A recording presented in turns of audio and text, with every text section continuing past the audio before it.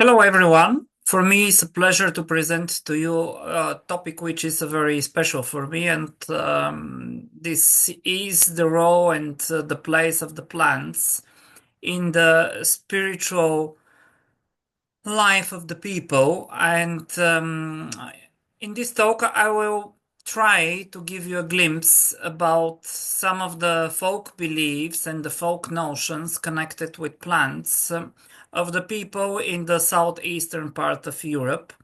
And coming from this part of the world, from Bulgaria, I will give you also some examples from the Bulgarian folk beliefs, but in the southeastern part of Europe, so Greece, Bulgaria, Romania, Serbia, and North Macedonia, there are a lot of beliefs and practices which are shared and common for all these people. Despite that we have different countries, so the cultural borders and the political borders are not the same. And because of that, we are sharing a lot of ideas, notions, and beliefs. So, speaking about the plants, we have to have in mind that in the traditional folk culture, the plants are not considered only as physical entities, but they have also a very specific role in the belief system of the people. And they are also considered as having different identities, even as spiritual beings and as powers residing in them. Because of that, in the traditional folk cultures of the people in the southeastern part of Europe, the plants are approached with different askings from the people towards them, and people have sought their help in a lot of difficulties, in a lot of cases. They have approached the plants as a support in different life situations. And we see that they are some common elements, despite that there are a lot of specifics in the rituals connected with the different plants. But still, there are some common elements, and I will start with the common things, and after that, I will point out some specific plants and some of the specifics connected with them. The flora of the southeastern part of Europe is interesting because it has also some relic plants. It has some endemic plants, and it has, of course, a lot of plants which are widespread in Europe, in Asia, and so on. Some of these plants are known or mentioned also in ancient sources. Some of them are mentioned only in the ethnographical records because from ancient times we do not have information about all the plants which are still known to the people in the folk culture. But still, we have some information about the ancient role of the plants in the life of the people in these days, 2 or 3 thousand years ago. And there, in some of these sources, we have some descriptions of some rituals connected with plants. And it is interesting to see that some of the elements of these rituals are still alive till nowadays in the folk culture. And some of the specifics of the behavior of the people towards the plants are to be seen in these ancient descriptions, and they are to be seen also in the folk culture. At one side, this is interesting because we have the change of life, of course, we have the technologies nowadays, we have the industrial era, we have the change of religious beliefs, because in the southeastern part of Europe, in ancient times, we speak about different religious ideas and beliefs, which were polytheistic in their essence. People have worshipped and honored and believed in different deities, in a lot of gods and goddesses, spirits, and other powers. But after that, we have this change and the coming of the monotheistic religions as the Christianity, and after that of the Islam, of course. But still, we see in the folk culture that especially these beliefs connected with the plants and with the image of the plant's power as a specific entity, it it bears much more archaic features, and it bears a lot of ancient notions and beliefs, despite that they are Christianized or Islamized in a kind of way. If we speak about the common elements connected with the idea and the belief that some plants have specific ritual power, that they are connected with specific supernatural powers, or saints, or the nymphs, or the forest spirits, etc., etc. We have some common elements which are widespread on the Balkans and in the southeastern part of Europe. And of course, you will see a lot of similarities outside of this region, which is also a normal thing, because we can say that some of these elements connected with the connection and relationship between humans and plants, they are common for for all the people around the world. Still, of course, they are a lot of specific things, but um, it is one of the steps which is considered as very important, is that the person who seeks the help of the plant, or the support or the power of the herb, or the efficiency of the herb or of the plant, has to be purified. It is a very important step, and in the past it was so that the person who is seeking to pick one specific plant for such ritual purposes has to wash the body, has to be dressed in clean clothes, and of course there are in a lot of cases some other specifics. Now, to have alcohol in specific number of days before doing this, and so on and so on. They could be specific requirements for specific actions. So after the purification of the person who is gathering the plant, there comes the purification of the plant itself, because the plant is purified so that its spiritual power can be awakened, and only the spiritual or the magical essence can be activated in a kind of way. It can be done in different ways according to the ethnographical records from the different countries, which I have already mentioned. But it can happen with sprinkling of water on the plant, or fumigating it with frankincense or other incenses, and so on and so on.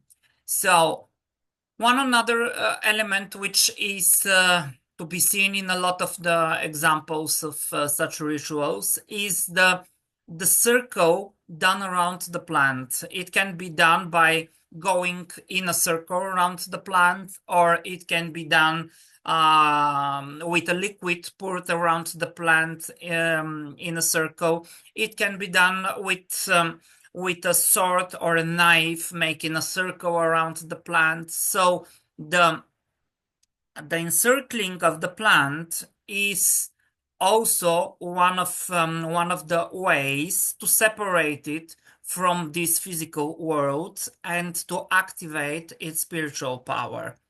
Then it comes the incantation, or the spell, or the magical formula, or the prayer.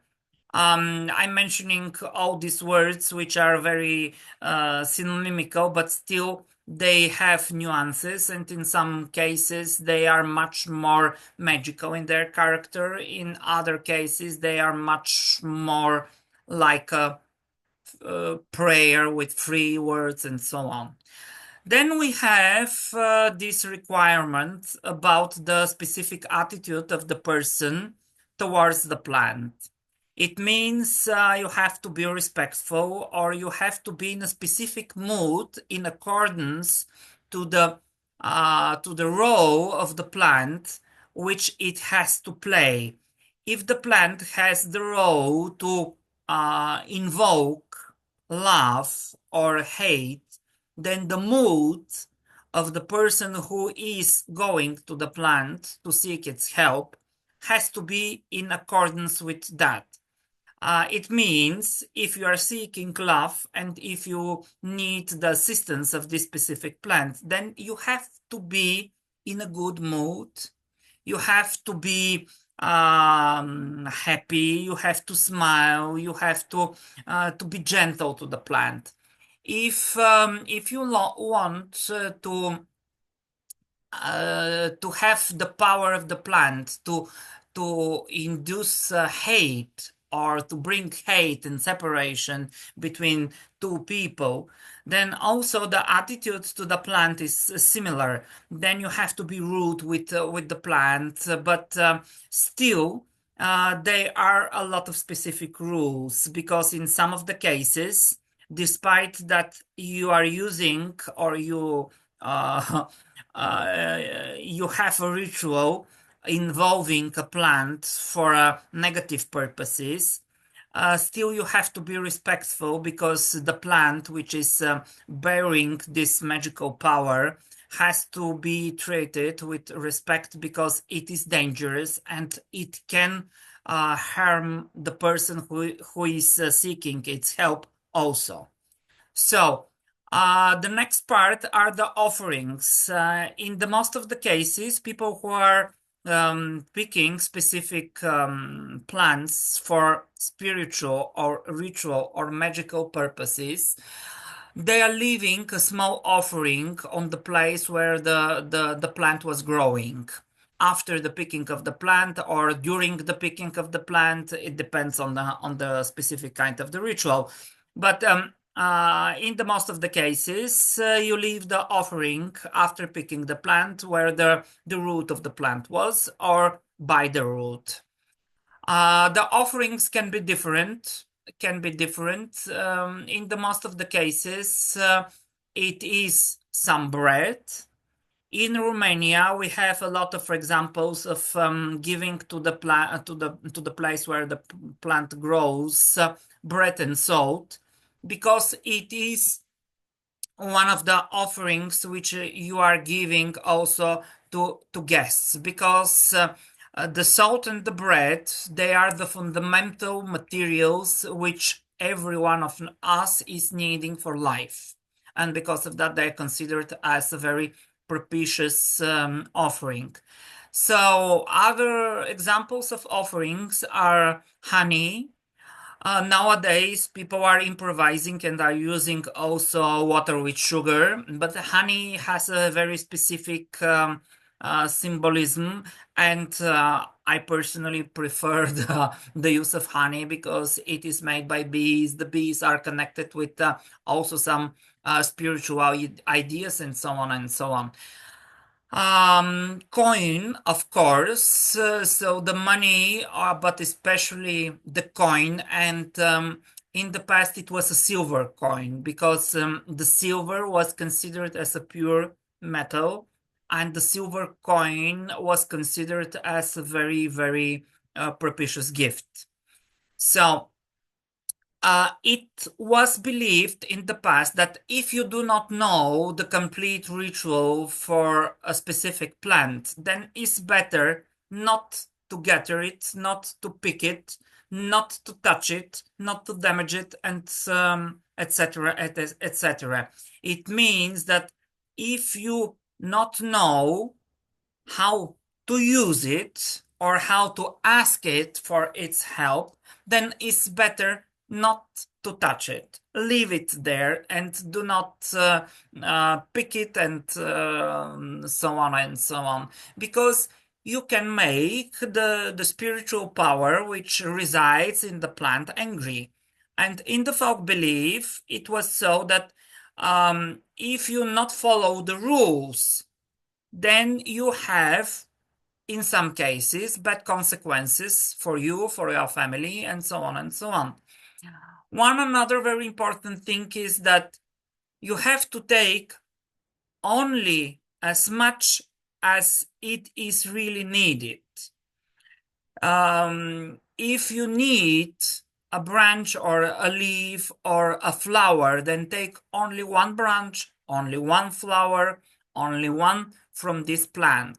And if the plant which you are seeking is growing alone and is the only one, then it is not allowed to pick it, because then they will die out in this location, and it is not considered as a good omen. So it is considered as prohibited to pick such plants.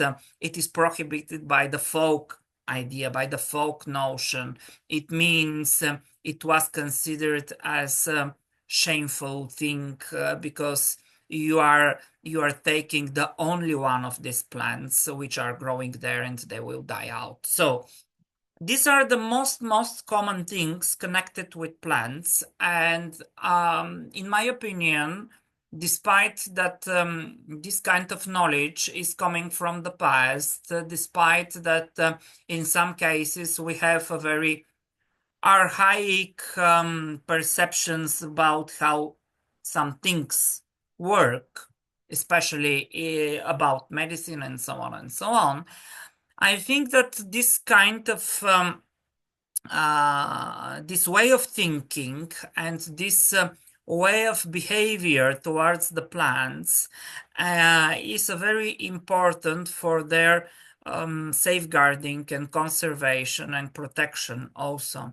Because in the past it was so that people saw in the plants not only the physical part, not only the aesthetics even, but they saw in the plants also spiritual beings, life entities, which can help, which can harm also in specific situations, but they were approached with respect, and they have been a very important part of the life of the people. In the past, it was so that almost every ritual, every celebration during the year was connected with a specific plant. My grandmother used to say that you have to have at least one flower in the garden, because if someone dies and you have to go to the burial, you will need at least one flower. And she was joking in that way, but it means that the flowers or the plants, they are our companions from the beginning of the life, from the birth through the life till the end of this life. And because of that, I think that this kind of knowledge is important also in modern times, because people need to see behind the physical part of the plants, and they will be able to see in the plants the rest, the spiritual meaning, the ritual meaning, and so on and so on, only if they possess this kind of knowledge. Why? Because in the folk idea and in the folk culture, the whole idea that I'm sitting in front of the plant and I'm imagining something, it is a fantasy. It is not a divine inspiration. It was not considered as a knowledge, because it is a personal experience. It is totally okay to have it as a personal experience, but the knowledge, it is transmitted from one generation to the another generation. It is considered as sacred because it is also connected with this experience of a lot of generations. And I have mentioned that a lot of these elements connected with the with the plants, they are in some level the same as we have them described in the ancient sources. And this is exactly because people in the past, they have followed this idea that traditional knowledge is important and sacred, and to transmit it is a very, very important thing. And after that is coming the personal experience and the personal fantasy, the personal inspiration, etc., etc. I will give you a little bit examples of such plants, despite that in different regions of the world, people are having encounter with different plants, and different plants have different roles in different cultures. But from southeastern European perspective, we have some plants which are considered as very powerful, as very dangerous, and also as very helpful. The matriguna of the Romanians is the Atropa belladonna. It was incorrectly translated as the mandrake or the mandragora. It is not the mandragora. The matriguna is the Atropa belladonna. And this kind of plant is very famous and popular in the Romanian folk tradition. Even Eliade, in his book Zoomoxis, he wrote about this, and he is writing about the cult of the of the Matriguna of the Atropa belladonna among the Romanians. And there you have this idea that this plant can provoke love, but also hatred. It can bring you luck, but it can destroy also some people or some families. The plant can make a whole family ill, but in the same time, it can help to someone who is sick to recover, and so on and so on. One of the most beautiful examples about invocations and prayers which we have recorded is connected with the Matriguna. And here you see that the person who is going into the forest alone, approaching the plant after being purified, bringing some offerings, is referring to the Matriguna and is saying to her, "Good evening, Matriguna, you good lady and good mother, who touches the heavens with your head, whose roots go deep underground, and whose dress, i.e., the foliage, floats in the wind, you who are the queen of the sky and of the storms," etc., etc. You see a lot of similarities in these invocations in different cultures. It is normal because we have this vertical structure of the cosmos, and we have the upper part of the plant connected with the heaven and so on, and we have the stem of the plant connected with the earth, and in some cases also with the winds, and so on and so on, and we have the roots connected with the ground, with the underground, and so on. So one another interesting plant which is connected with the forest spirits, called Samodivas in Bulgarian, Samovila in Serbian, Iele in Romanian, Nereids in Greek. They are mythological beings, very similar to the ancient nymphs.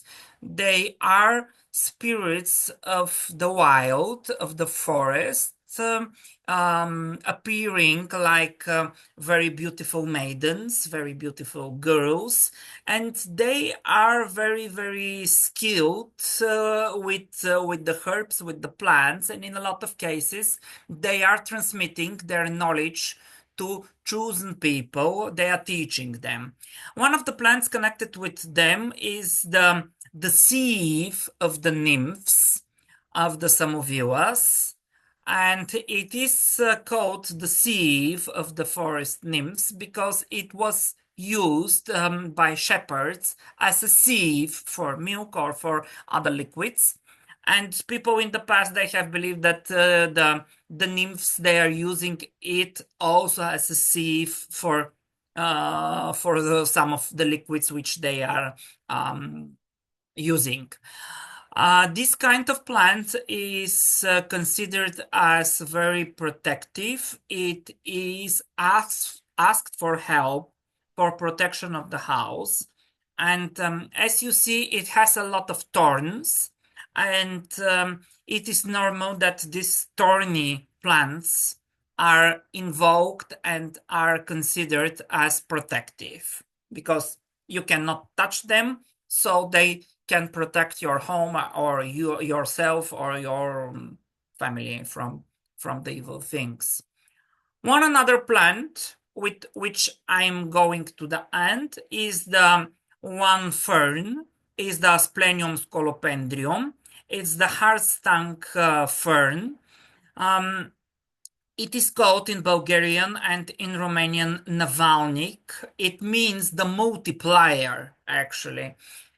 There is a legend, there is a folk legend, in which we see how ancient stories were Christianized.